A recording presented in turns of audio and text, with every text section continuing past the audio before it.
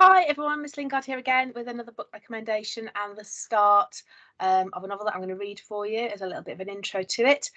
Today's book is this one. It's called Gone by Michael Grant. It's part of a really exciting series, really great reading and really popular in the library as part of the series. So it's definitely one to watch and keep an eye out for. Very different to perhaps some of the things we've read before, very modern book. And I'm just going to show you a little slide as usual and give you an idea of what this one is all about. So as you can see there on the screen, might be a dream of yours really. In the blink of an eye, all the adults disappear and no one knows why, and it's kind of what happens to those who are left on the inside. No help, and how do you survive at that point when all the adults in the world have gone? So imagine that world. So I'm going to read you the first few pages, give you an idea of what this is like. And again, hopefully this might be something that you might want to go and grab from the library and have a look at it. So this is chapter 1, and it says 299 hours, 54 minutes. 1 minute, the teacher was talking about the Civil War, and the next minute he was gone. There, gone. No poof, no flash of light, no explosion. Sam Temple was sitting in third period history class, staring blankly at the blackboard, but was far away in his head. In his head, he was down at the beach, he and Quinn, down at the beach with their boards, yelling, bracing for that first plunge into cold Pacific water. For a moment, he thought he'd imagined it, the teacher disappearing. For a moment, he thought he'd slipped into a daydream. Sam turned to Mary Terrafina, who was sat just to his left. You saw that, right? Mary was staring hard at the place where the teacher had been. Where's Mr. Trentlake? It was Quinn Gaither, Sam's best, maybe only friend. Quinn sat right behind Sam.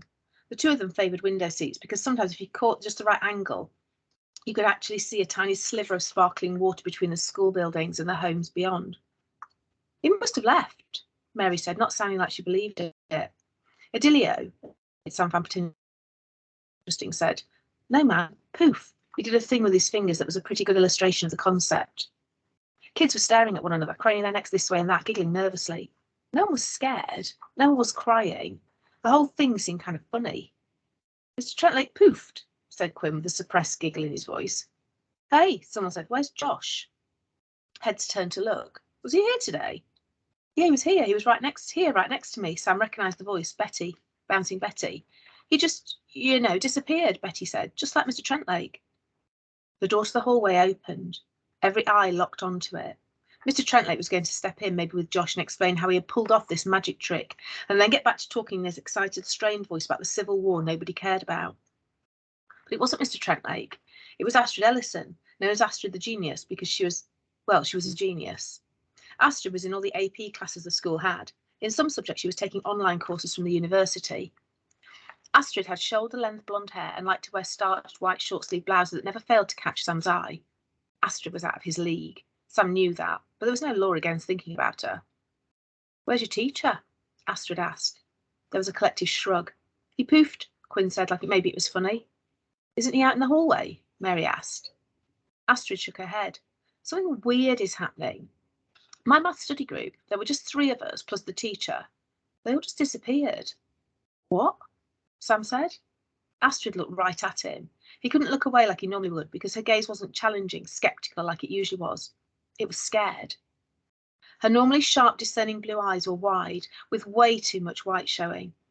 They're gone. They all just disappeared. What about your teacher? Adilio said. She's gone too, Astrid said. Gone? Poof, Quinn said, not giggling so much now, starting to think maybe it wasn't a joke after all. Sam noticed a sound. More than one, really. Distant car alarms coming from town. He stood up feeling self-conscious, like it wasn't really his place to do so, and walked on stiff legs to the door. Astrid moved away so he could step past her. He could smell her shampoo as he ran by. Sam looked left, down towards room 211, the room where Astrid's maths wonks met. The next door down, 213, a kid stuck out his head. He had a half-scared, half-giddy expression like someone buckling into a roller coaster. The other direction, down at 207, kids were laughing too loud, freaky loud. 5th graders. Across the hall, room 208, 3 6th graders suddenly burst out into the hallway and stopped dead. They stared at Sam like he might yell at them. Perdido Beach School was a small town school with everyone from kindergarten to 9th grade all in one building, elementary and middle school together. High school was an hour's drive away in San Luis. Sam walked towards Astrid's classroom. She and Quinn were right behind him. The classroom was empty. Desks, chairs, the teacher's chair, all empty. Maths books lay open on 3 of the desks, notebooks too. The computers, a row of 6 aged Macs, all showed flickering blank screens. On the chalkboard, you could quite clearly see Pollen. She was writing the word polynomial, Astrid said in a church voice whisper. Yeah, I was going to guess that, Sam said dryly. I had a polynomial once, Quinn said. My doctor removed it. Astrid ignored the weak attempt at humour. She disappeared in the middle of writing the O. I was looking right at her. Sam made a slight motion, pointing.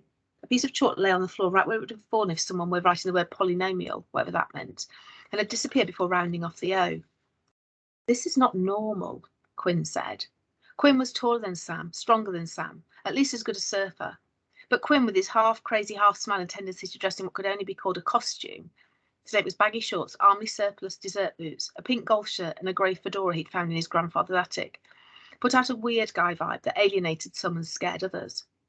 Quinn was his own clique, which was maybe why he and Sam clicked. Sam Temple kept a lower profile.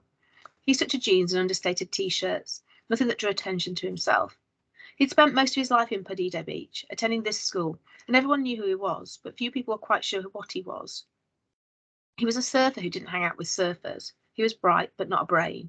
He was good-looking, but not so that girls thought of him as a hottie. The one thing most kids knew about Sam Temple, that he was School Bus Sam. He'd earned the nickname when he was in 7th grade. The class had been on the way to a field trip when the bus driver had suffered a heart attack. They'd been driving down Highway 1. Sam had pulled the man out of his seat, steered the bus onto the shoulder of the road, brought it safely to a stop, and calmly dialed 911 on the driver's cell phone. If he'd hesitated even for a second, the bus would have plunged off a cliff and into the ocean. I'll leave you there. Really interesting book, this one. Imagine that world. If all adults disappear and we're left with just the students, what would happen? Okay, hope you've enjoyed that one.